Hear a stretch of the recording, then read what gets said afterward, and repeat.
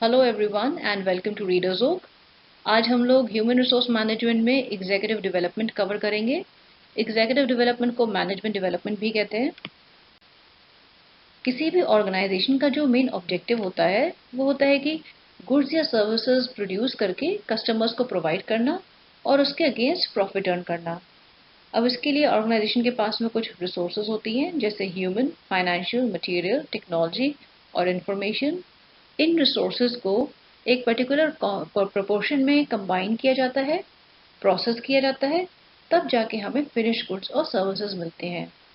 तो ये जो पूरा प्रोसेस है, पूरी प्रक्रिया है रिसोर्सेज को कंबाइन करके प्रोसेस करने की और उसके बाद फिनिश गुड्स और सर्विसेज जो हमें मिलते हैं, इस प्रोसेस को मैनेजर्स कैरी आउट करते हैं, मैनेजर्स करते हैं। और वो जो फंक्शंस परफॉर्म करते हैं to carry out this process, वो फंक्शंस हैं planning, organizing, leading and controlling. जिसकी वजह से जो बिजनेस के ओनर्स होते हैं वो प्रॉफिट्स अर्न कर पाते हैं, जो एम्प्लॉयज होते हैं उनको अच्छी वेजेस एंड सैलरीज मिलती हैं, कस्टमर्स को एक अच्छी क्वालिटी का गुड या सर्विसेज मिलती हैं और एट रीजनेबल रेट कह सकते हैं, रेट भी रीजनेबल होते हैं अगर मैनेजर्स अपना काम ठीक से कर रहे हैं तो। इसके साथ ही गवर्नमेंट को अच्छे टैक्सेस मिलते हैं, प्रॉपर टैक्सेस मिलते हैं, इकोनॉमी इम्प्रूव करती है और सोसाइटी भी इम्प्रूव करती है, पूरी सोसाइटी को भी बहुत बेनिफिट्स मिलते हैं। सोसाइटी का स्टैंडर्ड ऑफ लिविंग बढ़ता है क्योंकि ऐसा माना जाता है कि जितने ज़्यादा हम लोग प्रोडक्ट्स, गुड्स या सर्विसेज यूज़ करते हैं उतना ही स्टैंडर्ड ऑफ लिविंग हाई होता है। अब क्योंकि मैनेजर्स इतने सारे फंक्शंस परफॉर्म कर रहे हैं, इतने लोगों को बेनिफिट पहुंचा रहे हैं, तो हम कह सकते हैं कि मैनेजर्स जो होते हैं वो कॉरपोरेट हीरोज होते हैं। वो बहुत सारे जो स्टेक होल्डर्स हैं, customers, employees, owners of the business, government, society, ये जो स्टेक होल्डर्स हैं इनकी तरफ अपनी ड्यूटीज और रिस्पॉन्सिबिलिटीज पूरी कर रहे हैं। अब मैनेजर्स के लिए इसलिए ज़रूरी हो जाता है कि वो टाइम टू टाइम अपनी जो उनकी स्किल्स है उनको वो पॉलिश करते रहें, शार्प करते रहें, नई स्किल्स सीखते रहें, नई नॉलेज एक्वायर करते रहें। और इसका एक तरीका है, नई नॉलेज या नई स्किल्स को सीखने का तरीका जो होता है वो होता है सिंपल एग्जीक्यूटिव डेवलपमेंट या मैनेजमेंट डेवलपमेंट प्रोग्राम्स के थ्रू। अब अगर बहुत सिंपल शब्दों में हम समझें तो मैनेजमेंट डेवलपमेंट या एग्जीक्यूटिव डेवलपमेंट का मीनिंग होता है मैनेजर्स को मैनेजरियल स्किल्स सिखाना। मैनेजरियल स्किल्स जैसे कि problem solving skills, decision making skills, supervisory skills, communication skills, leadership skills, motivation skills, ये सारी स्किल्स हो गई। अब देखते हैं डेफिनेशन ऑफ एग्जीक्यूटिव डेवलपमेंट। इस डेफिनेशन को मैंने 4 पॉइंट्स में डिवाइड कर दिया है। फर्स्ट पॉइंट जो है, it is a planned, systematic and continuous process of learning and growth. Executive development को एक प्लान्ड प्रोसेस कहा गया है क्योंकि किस तरह की ट्रेनिंग देनी है या किस तरह का डेवलपमेंट देना है, कौन सी स्किल्स टीच की जाएंगी, किन मैनेजर्स को पढ़ाया जाएगा, टीच किया जाएगा, कौन सी टेक्निक यूज़ होगी, क्या क्या मॉड्यूल्स पढ़ाए जाएंगे, ये सारी चीज़ें पहले ही से डिसाइड कर ली जाती हैं। फिर it is a systematic process, that means जो भी स्किल्स टीच की जाएंगी उनको मॉड्यूल्स में या यूनिट्स में डिवाइड किया जाता है। ये यूनिट्स एक प्रॉपर सीक्वेंस में अरेंज किए जाते हैं और स्टेप बाय स्टेप मैनेजर्स की ट्रेनिंग होती है, इसीलिए इसको सिस्टमैटिक प्रोग्राम कहा गया है। And it is a continuous process of learning and growth. Plus ये कंटिन्यूस प्रोसेस है, यानी कि जो मैनेजर्स या एग्जीक्यूटिव्स होते हैं through out the work life, जब तक वो ऑफिस में या ऑर्गेनाइजेशन में वर्क कर रहे हैं, काम कर रहे हैं, वो नई स्किल्स सीखते रहते हैं, कभी इन प्रोग्राम्स के थ्रू और बाकी टाइम अपने एक्सपीरियंस या जो वर्क कर रहे हैं उसके थ्रू। सेकेंड पॉइंट जो है, by which managers develop their conceptual and analytical abilities to manage. See, by which managers develop, अब यहाँ पे बहुत क्लियर कर दिया गया है कि एग्जीक्यूटिव डेवलपमेंट में का जो प्रोग्राम होता है वो मैनेजर्स के लिए ही बना हुआ है। तो बाय विच मैनेजर्स डेवलप, क्या सीखते हैं मैनेजर्स, क्या डेवलप करते हैं, their conceptual and analytical abilities. Conceptual abilities का मतलब है कि कॉम्प्लेक्स प्रॉब्लम्स को अंडरस्टैंड करना, समझना, वो प्रॉब्लम्स, कॉम्प्लेक्स प्रॉब्लम्स जो ऑर्गेनाइजेशन या तो इस वक्त फेस कर रही है या फ्यूचर में फेस कर सकती है, और उनके लिए एक क्रिएटिव सोल्यूशन डेवलप करना। क्रिएटिव सोल्यूशन का मतलब हो गया कि हर प्रॉब्लम में अपॉर्चुनिटी या मौके ढूंढकर उनको बिजनेस के फायदे के लिए यूज करना। तो एक इसे कहते हैं क्रिएटिव सोल्यूशन डेवलप करना। एनालिटिकल एबिलिटीज का मतलब हो गया वो एबिलिटी, वो काबिलियत की कॉम्प्लेक्स प्रॉब्लम जो होती है उसको स्मॉलर और सिंपलर प्रॉब्लम्स में डिवाइड करना, एक लॉजिकल सीक्वेंस में अरेंज करना करना जिससे कि हर एक problem step by step method से सॉल्व की जा सके। Then third point is, it is not only participation in formal courses of instruction but also of actual job experience। यानी कि सिर्फ फॉर्मल कोर्सेज ही से, तो फॉर्मल कोर्सेज के थ्रू तो सीखते ही हैं मैनेजर्स, जैसे कि यूनिवर्सिटी कोर्स हो गया या जो formal programs, executive development programs organization time to time conduct करती है उसके थ्रू भी सीखते हैं, पर इसके साथ ही साथ वो जॉब एक्सपीरियंस के थ्रू भी मैनेजरियल स्किल्स डेवलप करते हैं। It is primarily concerned with improving the performance of managers by giving them stimulating opportunities for growth and development. It is primarily concerned with improving। देखिए जो fourth point है ये ऊपर के 3 points की एक समरी है। It is concern with improving the performance of managers. Main M क्या है एग्जीक्यूटिव डेवलपमेंट प्रोग्राम की कि वो मैनेजर्स की परफॉर्मेंस इंप्रूव हो by giving them stimulating opportunities for growth and development. उनको सीखने की अपॉर्चुनिटी प्रोवाइड करना इन प्रोग्राम्स के थ्रू, उसके थ्रू मैनेजर्स की परफॉर्मेंस को इम्प्रूव करना, ये मेन काम है एग्जीक्यूटिव डेवलपमेंट प्रोग्राम का। Then difference between training and development, बहुत सिंपल वर्ड्स में अगर कहें तो ट्रेनिंग जो होती है वो होती है टीचिंग टेक्निकल स्किल्स, वर्कर्स को या एम्प्लॉयज़ को टेक्निकल स्किल्स सिखाना, जैसे मशीन को कैसे हैंडल करना है, टूल्स को कैसे यूज़ करते हैं, इक्विपमेंट को कैसे यूज़ कर रहे हैं, किसी भी वर्क में या टास्क के जो स्टेप्स हैं वो कौन कौन से स्टेप्स हैं और हर एक स्टेप को कैसे कैरी आउट करना है, ये जैसे कंप्यूटर का प्रोग्राम कैसे बनाना है। तो all these are technical skills. ये टेक्निकल स्किल्स को जो सिखाते हैं इसको हम लोग ट्रेनिंग कहते हैं। लेकिन अगर हम लोग मैनेजर्स को मैनेजरियल स्किल्स टीच करते हैं वी कॉल इट डेवलपमेंट। ये बहुत सिंपल डिफरेंस है। अब इसको अगर हम पॉइंट वाइज देखें तो जो ट्रेनिंग है वो it is meant for operatives, यानी कि ट्रेनिंग प्रोग्राम जो होता है वो ऐसे एम्प्लॉयज़ के लिए होता है जो ऑपरेशंस परफॉर्म कर रहे हैं, जो एक्चुअल वर्क, जो टूल्स इक्विपमेंट मशीन को यूज़ कर रहे हैं। लेकिन डेवलपमेंट प्रोग्राम जो होता है वो एग्जीक्यूटिव्स या मैनेजर्स के लिए होता है। फिर ट्रेनिंग का जो फोकस होता है वो किसी भी एम्प्लॉय के करंट जॉब पे होता है कि करंट जॉब करना उसको सिखाना है। लेकिन डेवलपमेंट का जो फोकस होता है वो करंट जॉब पे तो होता ही है, साथ में जो मैनेजर्स होते हैं उनको फ्यूचर हायर रिस्पॉन्सिबिलिटीज़ के लिए भी तैयार करना होता है। यानी कि वो मैनेजर्स जब प्रमोट हो जाएंगे या ज़्यादा रिस्पॉन्सिबिलिटीज़ उनकी बढ़ जाएंगी तो वो अपना काम और अच्छे से कर पाएँ। तो मेन जो फोकस होता है करंट के साथ साथ फ्यूचर जॉब के लिए भी होता है। फिर ट्रेनिंग का जो स्कोप होता है वो इंडिविजुअल एम्प्लॉय के वर्क पे होता है कि हर एम्प्लॉय को अपना काम करना सिखाना है।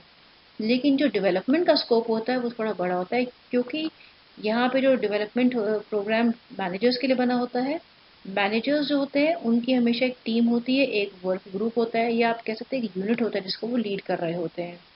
तो अगर हम मैनेजर्स को डेवलप कर रहे हैं, ट्रेन कर रहे हैं, उनको टीच कर रहे हैं, तो यानी कि हम पूरे वर्क ग्रुप में इम्प्रूवमेंट लेकर आ रहे हैं, तो उसका स्कोप थोड़ा बड़ा होता है।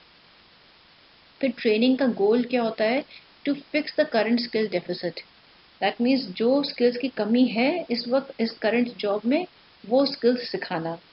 लेकिन डेवलपमेंट का गोल होता है कि एम्प्लॉयज़ को या एग्जीक्यूटिव्स को या मैनेजर्स को फ्यूचर जॉब्स के लिए प्रमोशन का होने के बाद में जब उनकी रिस्पॉन्सिबिलिटीज़ बढ़ जाएंगी तो उसके लिए तैयार करना। देन ट्रेनिंग जो होती है it is initiated by management. Managers decide करते हैं कि ट्रेनिंग किस किस को कहाँ कहाँ पे कब कब दी जाएगी। लेकिन डेवलपमेंट के केस में इंडिविजुअल खुद आइडेंटिफाई करते हैं कि हाई रिस्पॉन्सिबिलिटीज़ जब उनको मिलेंगी तो उनमें क्या क्या और स्किल्स होनी चाहिए, कौन कौन सी स्किल्स को इम्प्रूव करना चाहिए। तो वो एक तरह से परफॉर्मेंस अप्रेजल के टाइम पर अपना रिक्वेजिशन, अपनी रिक्वायरमेंट देते हैं कि उनको ये चीज़ों की ट्रेनिंग चाहिए। देन कंटेंट जो होती है ट्रेनिंग की टोटली जॉब रिलेटेड होती है, यानी कि ट्रेनिंग में वही जो जॉब्स रिलेटेड चीज़ें हैं वही सिखाई जाएंगी। लेकिन डेवलपमेंट में ओवरऑल पर्सनालिटी डेवलपमेंट का ध्यान रखा जाता है। देन जो ट्रेनिंग का टाइम फ्रेम होता है वो इमीडिएट होता है, यानी कि जो ट्रेनिंग देने का जो रिजल्ट होता है वो उस वक्त का काम 1 ईयर तक का जो जॉब करना है उसको बेसिकली मैक्सिमम वो वर्क करना आता है। लेकिन डेवलपमेंट के केस में जो ट्रेनिंग दी जाती है वो उसके बेनिफिट्स जो हैं आगे मिलते हैं, जब प्रमोट होके वो हायर रिस्पॉन्सिबिलिटीज मिल जाती हैं फ्यूचर के लिए। बेसिकली ये तैयार किया जाता है मैनेजर्स को। Then importance of development, first point is कि it helps managers to acquire knowledge, skills and abilities to handle complex challenges of the business environment.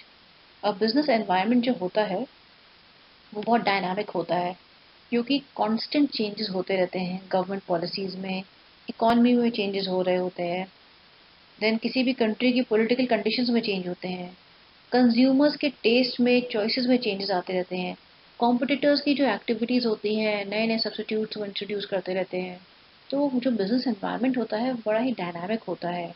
अब क्योंकि वो डायनामिक होता है, चेंजेस हो रहे हैं, तो किसी भी ऑर्गेनाइजेशन को अपने अंदर चेंजेस लाने की ज़रूरत है जिससे कि वो इस बिजनेस एनवायरनमेंट के चेंजेस से मैच कर सके। ये एक थोड़ा कॉम्प्लेक्स चैलेंज होता है और मैनेजर्स को हर वक्त अपने आप को तैयार रखने की ज़रूरत पड़ती है कि वो ये चैलेंजेस को ठीक से हैंडल कर सकें। तो एग्जीक्यूटिव डेवलपमेंट प्रोग्राम्स के थ्रू जो मैनेजर्स होते हैं वो रिक्वायर्ड नॉलेज, स्किल्स और एबिलिटीज़, जिनको हम लोग KSAs भी कहते हैं, वो अक्वायर करने का उनको अपॉर्चुनिटी मिलती है। Then it helps executives to develop their own career goals in a planned वे।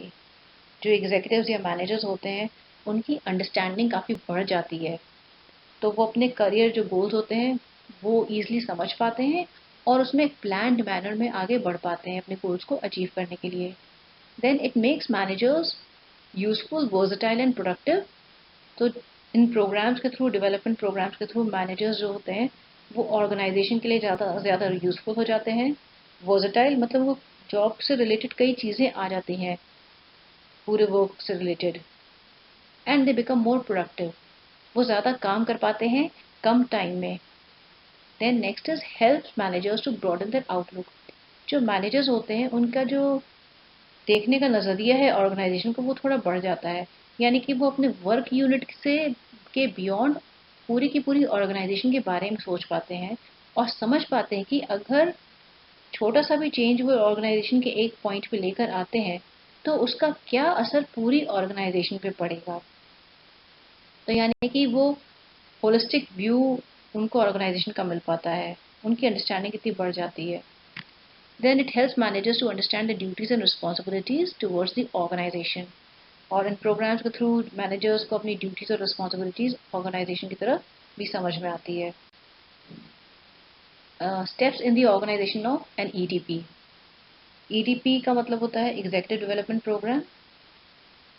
इसमें जब भी कोई प्रोग्राम लॉन्च किया जाता है तो कुछ स्टेप्स फॉलो किए जाते हैं, क्योंकि उस पूरे EDP प्रोग्राम को लॉन्च करने के लिए, कंडक्ट करने के लिए काफ़ी time, effort and money involve होता है। अब जिससे कि प्रोग्राम सक्सेसफुल हो, जो भी हमारे लर्निंग ऑब्जेक्टिव्स हैं वो हम अचीव कर पाएँ, जो हम सिखाना चाहते हैं वो हमारे मैनेजर या एग्जीक्यूटिव सीखें, तो एक सीरीज ऑफ स्टेप्स फॉलो किया जाता है, जिसका फर्स्ट स्टेप है analysis of organizational development needs. यानी कि ऑर्गेनाइजेशन में कि क्या नीड होगी आगे फ्यूचर में जाके, ऑर्गेनाइजेशन में कितने और किस तरह के मैनेजर्स की रिक्वायरमेंट होगी। फिर से सुनिए, कितने और किस तरह के मैनेजर्स की रिक्वायरमेंट होगी वो एनालाइज किया जाता है, वो एग्जामिन किया जाता है। अब क्योंकि ऑर्गेनाइजेशन जो होती है वो एक स्टैटिक एंटिटी नहीं है, काफ़ी डायनामिक एंटिटी है।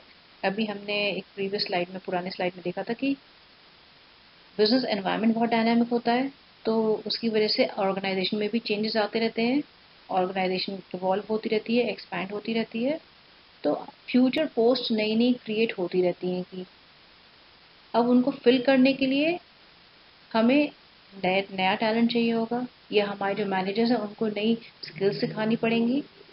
तो नेक्स्ट स्टेप यहाँ पे आता है appraisal of present management talent.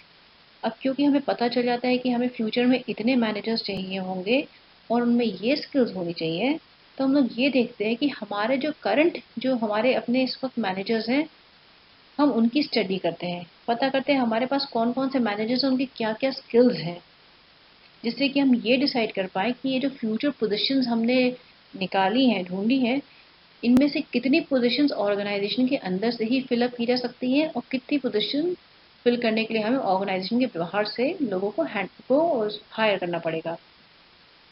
Third step आता है inventory of management man power.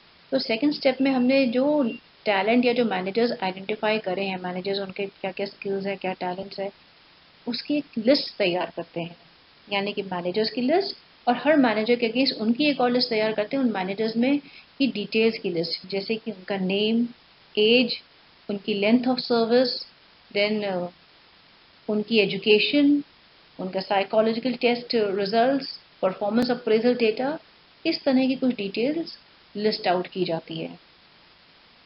जब हमारे को ये लिस्ट मिल जाती है तो हमें ये पता चल जाता है कि हमारे पास क्या क्या टैलेंट है, कौन कौन से मैनेजर्स हैं, हर मैनेजर की क्या स्ट्रेंथ्स और वीकनेसेस हैं, और कौन सी स्किल्स की रिक्वायरमेंट है फ्यूचर पोस्ट को फिल करने के लिए।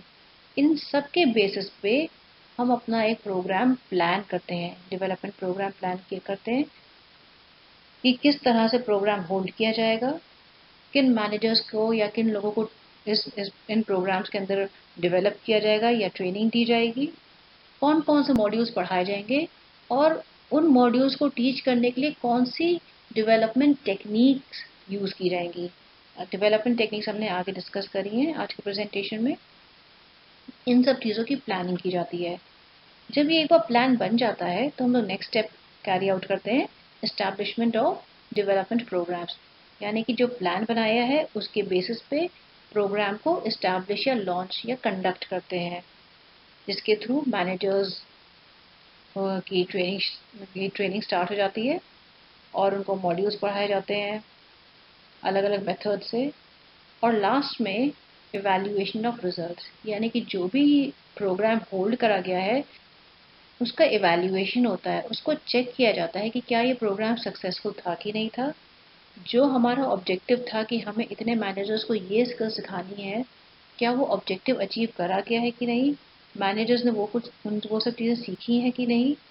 इसके लिए कुछ टेक्निक्स फॉलो की जाती हैं, जैसे ओपिनियन सर्वे, जहाँ पे जो ट्रेनिंग मैनेजर्स होते हैं जो ट्रेनिंग के थ्रू गए होते हैं वो अपना ओपिनियन बताते हैं कि ट्रेनिंग के बारे में कि कैसी ट्रेनिंग थी, उन्होंने क्या क्या सीखा। या जो ट्रेनिंग मैनेजर्स होते हैं उनका टेस्ट या इंटरव्यू भी लिया जा सकता है।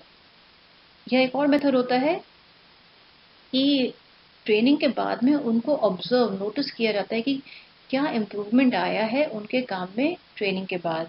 तो इन सब मेथड से पता चल जाता है कि ये जो हमारा प्रोग्राम था कितना सक्सेसफुल था। नाउ अब हम लोग देखते हैं कि क्या क्या मेथड से टेक्निक्स होती हैं एग्जेक्टिव डेवलपमेंट की। In basket, case study, business games, role play, sensitivity training, behavioural modelling, coaching, understudy, conferences, lectures, programme instructions. इस लिस्ट में दो सब हेडिंग्स मिसिंग है, जॉब रोटेशन और कमिटी असाइनमेंट्स। ये मैंने एक और जो अपना वीडियो अपलोड किया है ट्रेनिंग पर, उस वीडियो में आपको ये दोनों टॉपिक्स मिल जाएंगे, जॉब रोटेशन और कमिटी असाइनमेंट्स। बाकी ये सारी सब हेडिंग्स यहाँ पे आगे डिस्कस की गई है। फर्स्ट सब हेडिंग या फर्स्ट मेथड हम कह सकते हैं इन बास्केट। इन बास्केट में एक्चुअली एक बास्केट में कुछ बिजनेस पेपर्स या मैनेजमेंट पेपर्स होते हैं, वो पार्टिसिपेंट्स या ट्रेनिंग्स को प्रेजेंट किए जाते हैं। वो पेपर्स कुछ भी हो सकते हैं, जैसे जो अक्सर मैनेजर्स की डेस्क पे आते हैं, जैसे रिपोर्ट्स हो गई, मेमोरेंडा हो गए या ईमेल्स हो गए। और ट्रेनी या पार्टिसिपेंट का काम होता है कि इन पेपर्स को स्टडी करना, इनको एक सीक्वेंस में लगाना इन दी ऑर्डर ऑफ इम्पोर्टेंस, की जो ज़्यादा इम्पोर्टेंट है उसको पहले और जो कम इम्पोर्टेंट है उनको बाद में लगाना। फिर हर एक पेपर के पे जो इशू होता है उस पर डिसीजंस देना। वॉट एवर डिसीजन, जो भी डिसीजन वो लोग देते हैं, जो ट्रेनर या इंस्ट्रक्टर होते हैं वो उस पर अपना फीडबैक देते हैं कि उनका जो डिसीजन है वो किस तरह का है, उस डिसीजन को और कैसे इम्प्रूव किया जाता है। और जो पार्टिसिपेंट्स होते हैं उनका जो जजमेंट, उनकी जो इवैल्यूएशन होती है वो दो बेसिस पे होती है। एक तो किस तरह का डिसीजन लिया है, प्लस क्या उनमें ये एबिलिटी या काबिलियत है कि काम को प्रायोरिटाइज करने की, यानी कि ये पहचाने कि कौन सा काम ज़्यादा इम्पोर्टेंट है उसको पहले करना, ये एबिलिटी। तो यहाँ पे दो चीज़ें सीखते हैं, डिसीजन मेकिंग प्लस वर्क को प्रायोरिटाइज करना, जो ट्रेनिंग मैनेजर्स होते हैं। Next method is case study. Case study में जो बिजनेस प्रॉब्लम होती है वो अक्सर रिटन फॉर्मेट में ट्रेनीज या पार्टिसिपेंट्स के सामने प्रेजेंट की जाती है, लेकिन एक शॉर्ट फिल्म भी दिखाई जा सकती है। इस केस में जो पार्टिसिपेंट्स होते हैं, जो उनको इन्फॉर्मेशन या केस दिया गया है, उनको वो स्टडी करना होता है, उसमें प्रॉब्लम को पहचान कर अपने डिसीजंस देने होते हैं। और वो जो भी डिसीजंस देते हैं, जो इंस्ट्रक्टर होता है, वो उस डिसीजन पे अपना फीडबैक या अपना ओपिनियन देता है कि डिसीजंस कितना सही है, क्या क्या उस डिसीजन में कमियां हैं और उन डिसीजंस को कैसे इम्प्रूव किया जा सकता है। ट्रेनीज इस मेथड के थ्रू डिसीजन मेकिंग सीखते हैं कि कैसे कम टाइम में और कम लिमिटेड इन्फॉर्मेशन में सही डिसीजन लिया जा सकता है। नेक्स्ट मेथड जो है वो है बिजनेस गेम्स। बिजनेस गेम्स में जो पार्टिसिपेंट्स होते हैं उनको ग्रुप्स में डिवाइड कर दिया जाता है, दो या दो से ज़्यादा ग्रुप्स में डिवाइड कर दिया जाता है। हर एक ग्रुप अपने आप में एक ऑर्गेनाइजेशन को रिप्रेजेंट करता है, यानी कि हर ग्रुप को एक कंपनी मान के चला जाता है और ये कंपनी एक दूसरे के कंपटीशन में होती है, यानी कि राइवल कंपनीज होती हैं। फिर इनको एक बिजनेस सिचुएशन दी जाती है। हर ग्रुप इस सिचुएशन को अच्छे से स्टडी करता है और अपने अपने उस सिचुएशन को कैसे सॉल्व करना है, उस प्रॉब्लम को कैसे सॉल्व करना है, सब लोग डिसीजंस देते हैं। जो भी डिसीजन एक ग्रुप देता है, बाकी सारे ग्रुप्स और जो इंस्ट्रक्टर होता है वो मिलके उस डिसीजन पे अपना ओपिनियन देते हैं। मेन काम इंस्ट्रक्टर का होता है, उसको उनको हर डिसीजन पे अपना ओपिनियन देना होता है कि कितना डिसीजन सही था और कितना उस डिसीजन को और सही किया जा सकता है। ये बहुत ही इफेक्टिव वे है तरीका मैनेजर्स को टीच या ट्रेन करने का। Next method is role play. Role play में फिर इसमें भी बिजनेस सिचुएशन या कोई बिजनेस प्रॉब्लम पार्टिसिपेंट्स को दी जाती है, लेकिन पार्टिसिपेंट्स को जो डिसीजन वो लोग देते हैं वो उसको एक्टिंग करके बताते हैं। फॉर एग्जाम्पल, किसी भी पार्टिसिपेंट को कहा जा सकता है कि उनको सुपरवाइजर का रोल प्ले करना है, जहां उन्हें एक एम्प्लॉय को डिसिप्लिन करना है जो स्मोकिंग करते हुए या सिगरेट पीते हुए प्लांट में पाया गया है, अगेंस्ट द रूल्स के अगेंस्ट है, वो तब भी सिगरेट पीते हुए पकड़ा गया है, तो उसको कैसे डिसिप्लिन करें। तो यहाँ पे पार्टिसिपेंट जो भी डिसीजन लेगा, जैसे भी वो डिसिप्लिन करना चाहता है ऐसे एम्प्लॉय को, वो एक्टिंग करके दिखाएगा। बाकी के जो पार्टिसिपेंट्स होते हैं और जो इंस्ट्रक्टर होते हैं वो मिलके फिर अपना ओपिनियन और व्यू देते हैं कि डिसीजन अगेन कितना सही था और कैसे इम्प्रूव किया जा सकता है, या क्या क्या कमियां थी डिसीजन में। तो पार्टिसिपेंट यहाँ पे करके सीखता है, learns by doing things. Okay. Sensitivity training. Sensitivity training में एक छोटा सा ग्रुप 10 to 12 पार्टिसिपेंट्स का बनाया जाता है और इस ग्रुप को जो इसमें लीड तो नहीं कहेंगे लेकिन असिस्ट कहेंगे, जो असिस्ट करते हैं वो एक प्रोफेशनल बिहेवियरल साइंटिस्ट असिस्ट करते हैं। वो लीडर नहीं होते हैं, बस उनका काम होता है एक ऐसा ओपन या फ्री एनवायरनमेंट क्रिएट करना, बनाना, जहाँ पे जो पार्टिसिपेंट्स हैं वो फ्रीली किसी भी टॉपिक पे अपने ओपिनियन रख सकते हैं। जब ये ग्रुप बनाया जाता है तो इस ग्रुप में सेंसिटिविटी ट्रेनिंग के दौरान ना तो कोई सीनियर होता है ना जूनियर होता है, और वो कोई भी ग्रुप मेंबर किसी भी टॉपिक पे अपने व्यूज रख सकता है, बोल सकता है। इससे क्या होता है कि लोगों के बीच में इंटरेक्शन होता है, लोगों को एक दूसरे का बिहेवियर समझ में आता है, लोग एक दूसरे को ज़्यादा बेटर अंडरस्टैंड कर पाते हैं। और जब वो लोग वर्क पे वापस आते हैं, once they are back to work, और जब ये फॉर्मल ग्रुप बन जाता है, तो वो एक दूसरे के साथ ज़्यादा कोऑपरेटिवली वर्क कर पाते, काम कर पाते ज़्यादा अच्छे से, क्योंकि अब वो एक दूसरे को समझने लगते हैं। तो ये टीम बिल्डिंग ट्रेनिंग है, एक तरह से टीम में कैसे अच्छे से वर्क करना है। Behavioural modelling.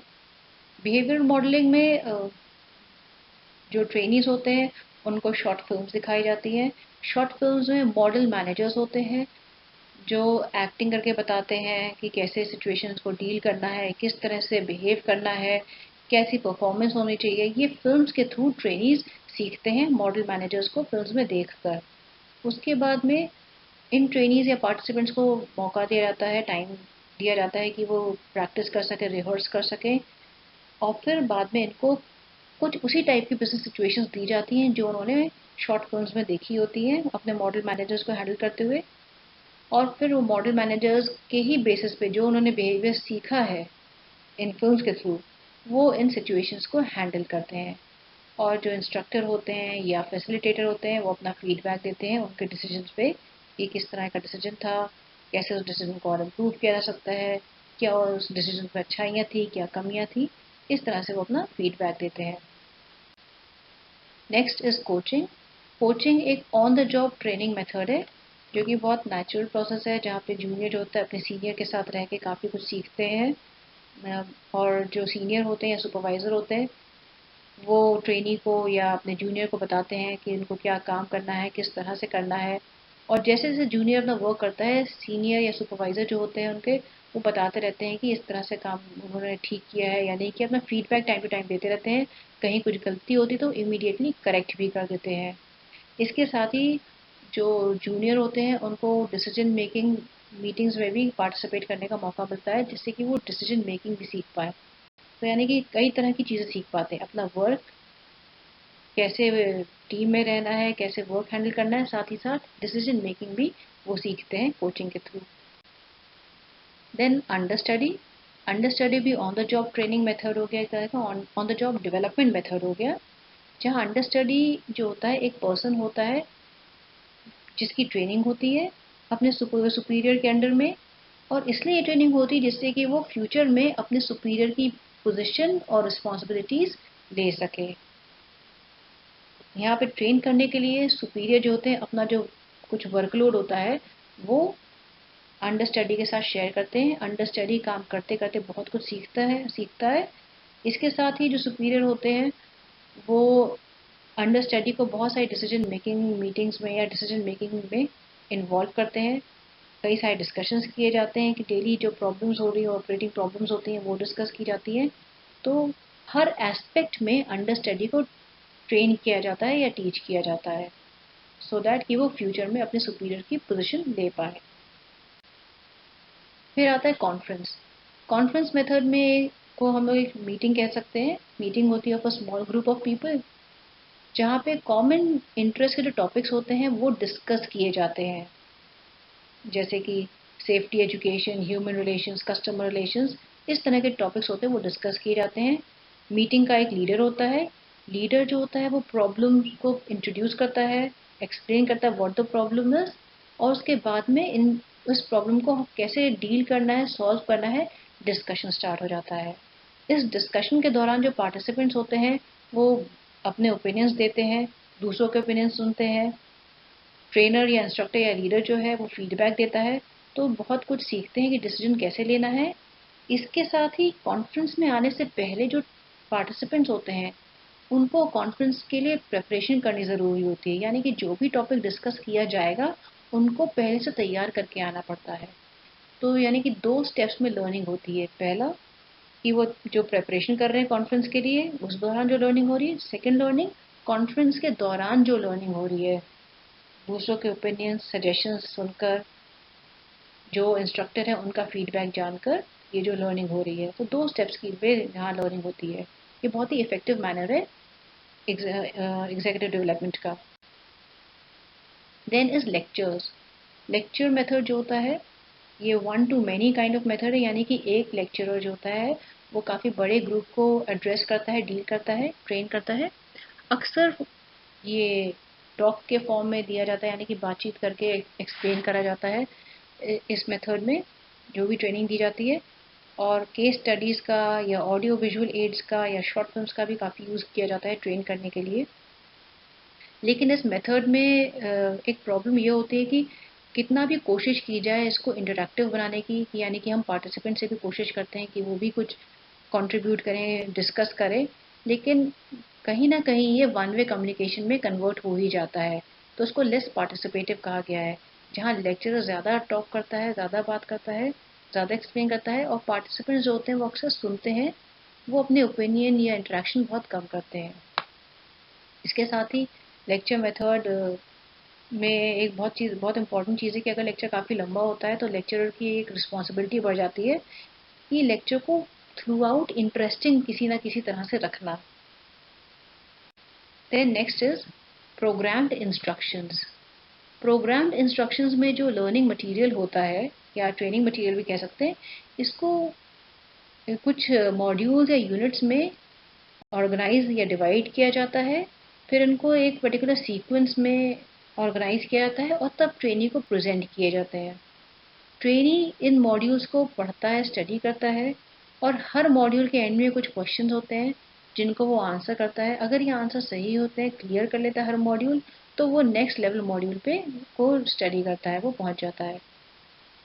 अगेन इस केस में बहुत ज़्यादा सेल्फ मोटिवेशन की ज़रूरत है, क्योंकि यहाँ फिजिकल इंस्ट्रक्टर एब्सेंट होता है, क्योंकि जो भी प्रोग्राम इंस्ट्रक्शंस का मतलब ही ये है कि लर्निंग मटेरियल बुक के फॉर्म में या ऑनलाइन प्रोवाइड किया जाता है। तो फिजिकल इंस्ट्रक्टर नहीं होता है तो जो लर्नर होता है, जिसकी ट्रेनिंग हो रही है, जो ट्रेनी होता है, वो सेल्फ मोटिवेटेड होना चाहिए सीखने के लिए। उसके साथ ही इस मेथड को काफ़ी टाइम कंज्यूमिंग और एक्सपेंसिव भी कहा गया है। तो that's all for today and I hope आप लोगों ने आज के लेसन में काफ़ी कुछ सीखा है, कुछ इंटरेस्टिंग सीखा है। मेरे नेक्स्ट वीडियो तक हैव अ गुड डे।